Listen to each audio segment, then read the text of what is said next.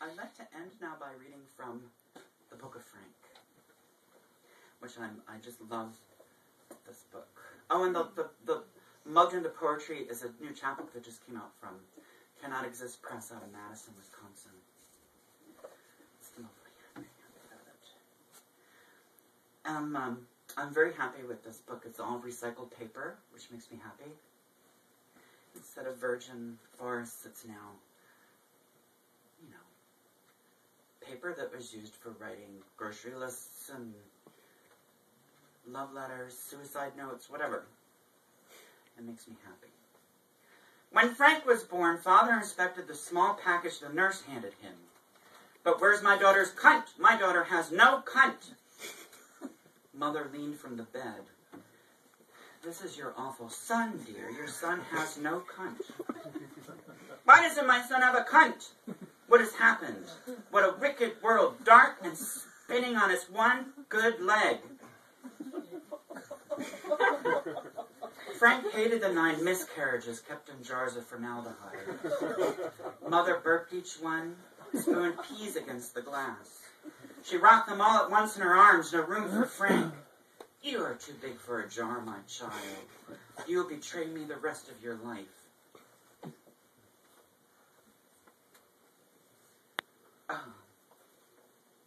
The memoir of George W. Bush. Do you know about that? Decision Points. Is that the name of it? Yeah. Wow. Decision Points. But his mother, Barbara Bush, showed him a jar with a fetus in it from a miscarriage that she kept. So there you go. That's what's going on in the world. Frank ate clear around the sleeping worm of the apple. Any lifesaver in this place is magic, Frank said. It's life coming back to you.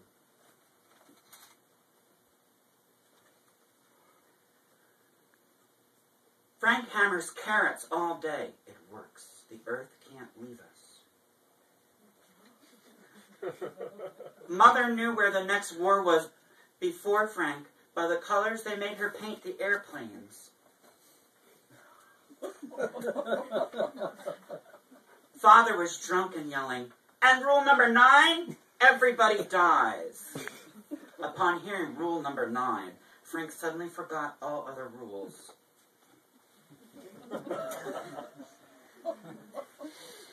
Frank grew crows for hands. It was a difficult childhood. At dinner during prayer, his crows flapped excited in the name of the Lord. Frank, keep still, Mother hollered. Did you wash your crows? Did you wash your filthy, stinking crows? When Father died, Frank was found straddling him, his crows picking the 7 gold fillings. Frank saw a giant eat a park bench with her vagina, drink a swimming pool with her vagina. I saw her swallow the baby and spit out the crib, Frank said. He tiptoed past her snoring uterus one night and heard a few familiar voices cry out.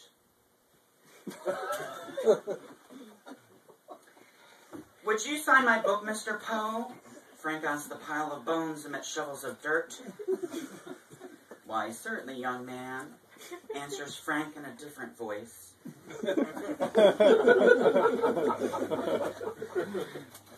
And this next one, my friend Nail, she had this tattooed on her arm, and now she's coming back to Philadelphia this spring, and I'm going to take a Polaroid of the tattoo, and then that's going to be my tattoo, the Polaroid of her tattoo. Frank knows a butterfly who wonders about her old caterpillar friends. It had to be small, it's a tattoo. I mean, I guess it could be a big tattoo. Frank is grateful for the ride, but knows most trucks carry semen stains. Looking for these, the driver asks, pointing to eager swimmers long since dried on radio, ashtray, cup holder. The cop followed Frank into the diner shouting, "Hey, sleazebag, your shadow's on the street, on his knees blowing mine." Frank looks out the window where a crowd is gathered. Yeah, Frank says, they seem to be finishing up. But no, they're just switching places.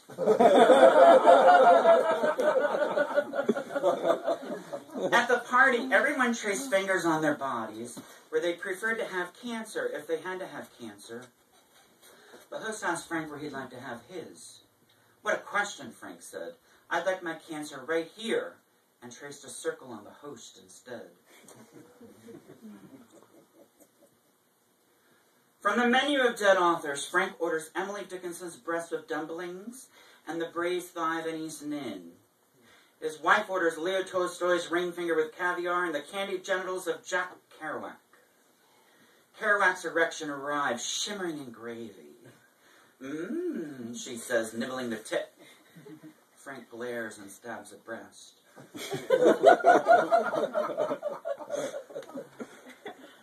Frank hands the cowboy a wad of tissues.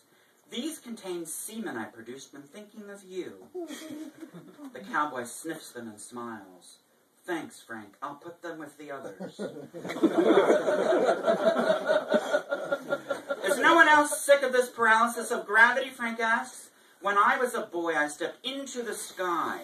And I was a boy, not a surrealist. Part of the dream is that you accept your waking life as part of the dream. Pig says to Frank, this fence keeps you in your world. Frank says to Pig, this fence keeps you in your world. Pig says to Frank, this fence keeps you in your world. Frank says to Pig, this fence keeps you in your world. Pig says to Frank, this fence keeps you in your world. Thank you for having me.